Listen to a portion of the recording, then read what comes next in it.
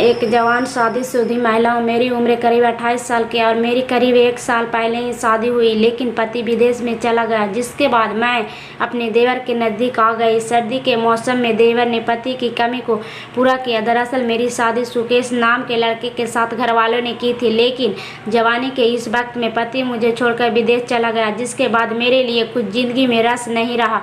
पति भी विदेश में होने के चलते कभी कभार बात करता है।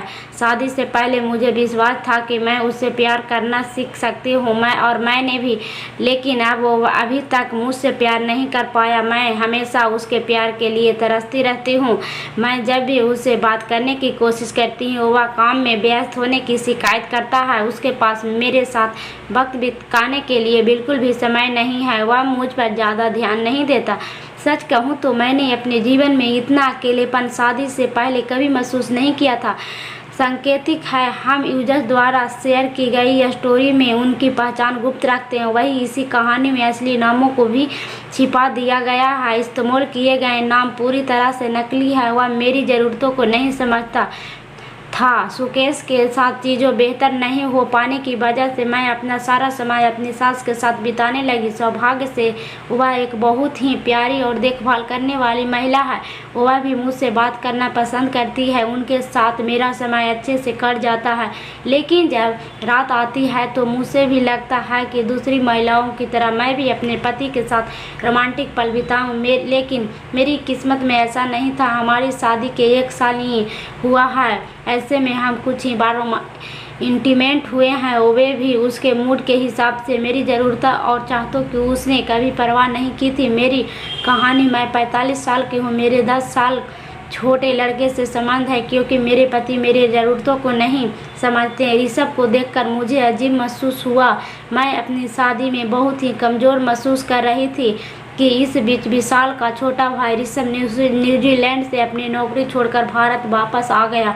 मैं उससे पहली बार मिल रही थी। मैंने उसके शादी में नहीं देखा था। ऐसा इसलिए क्योंकि उसे उस समय वापस आने के लिए वीज़ा नहीं मिला था।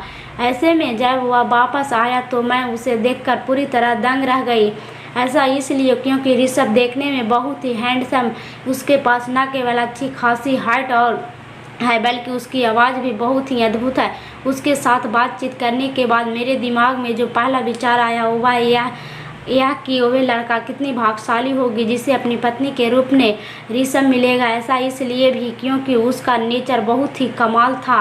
वह न केवल सबकी देखभाल करता था, बल्कि उसकी इस अदा पर मैं भी उस पर मरने लगी थी। मेरी कहानी, मैं अपने पति से तंग आ चुकी हूँ। मैंने उसे कई बार रंग हाथों पकड़ा है। मैंने डेटिंग ऐप पर नकली प्रोफाइल बनाई।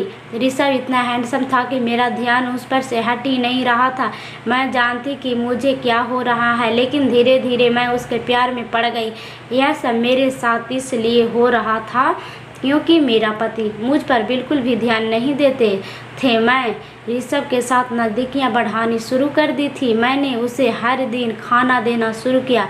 मैंने उसे न्यूजीलैंड में उसके जीवन के बारे में बात करना भी शुरू किया। इसी बीच एक दिन मैंने उसे डेटिंग ऐप पर लड़कियां की जांच करते देखा। वह चुपके से लड़कियां की प्रोफाइल चेक कर रहा था।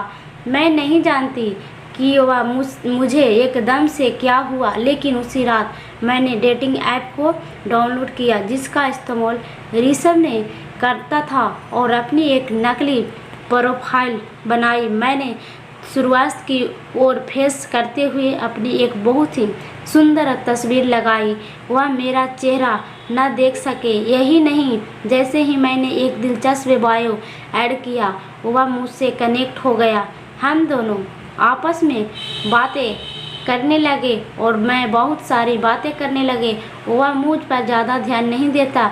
सच कहूँ तो मैंने अपने जीवन में इतना अकेलेपन शादी से पहले कभी महसूस नहीं किया था। तस्वीर सांकेतिक है, हम यूजर्स द्वारा शेयर की गई स्टोरी में उनकी पहचान गुप्त रखते हैं, वही इस कहानी में असली नामों को भी छिपा दिया गया है।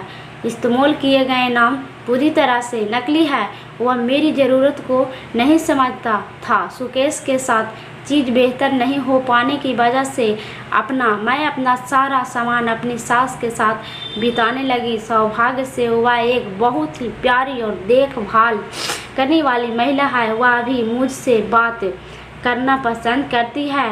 उनके साथ मेरा समय अच्छे से कट जाता, लेकिन जब रात आते हैं तो मुझे भी लगता है कि दूसरी महिलाओं की तरह मैं भी अपने पति के साथ रोमांटिक पल बिताऊं, लेकिन मेरी किस्मत में ऐसा नहीं। हमारी शादी के 1 साल ही हुआ है। ऐसे में हम कुछ ही बार इंटीमेट हुए हैं, वे भी उसके मूड के हिसाब से मेरी ज़रूरतों और चाहतों की उसने कभी परवाह नहीं की थी। ऋषभ को देखकर मुझे अजीब महसूस हुआ। मैं अपनी शादी में बहुत ही कमज़ोर महसूस कर रही थी। इसी बीच विशाल का छोटा भाई ऋषभ न्यूजीलैंड से अपनी नौकरी छोड़कर भारत वापस आ गया। मैं उससे पहली बार मिल रही थी। मैंने उसे शादी में नहीं देखा था। ऐसा इसलिए क्योंकि उसे उस समय वापस आने के लिए वीज़ा नहीं मिला था। ऐसे में जब वह वापस आया तो मैं उसे देखकर पूरी तरह दंग रह गई। ऐसा इसलिए क्योंकि ऋषभ देखने में बहुत ही हैंडसम, उसके पास न केवल अच्छी खासी हाइट बल्कि उसकी आवाज़ भी बहुत ही अद्भुत है।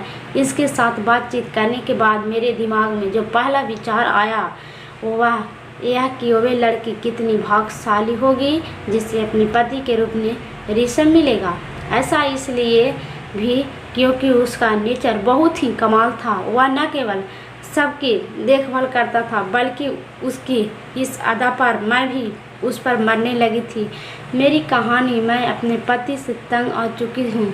मैंने उसे कई बार रंगे हाथों पकड़ा है। मैंने डेटिंग ऐप पर नकली प्रोफाइल बनाए। ऋषभ इतना हैंडसम था कि मेरा ध्यान उस पर से हट ही नहीं रहा था। मैं नहीं जानती कि मुझसे क्या हो रहा, लेकिन धीरे धीरे मैं उसके प्यार में पड़ गई। यह सब मैम के साथ इसलिए भी हो रहा था क्योंकि मेरा पति मुझ पर बिल्कुल भी नहीं ध्यान देता। मैंने ऋषभ के साथ नज़दीकियाँ बढ़ानी शुरू कर दी। मैंने उसे हर दिन खाना देना शुरू किया।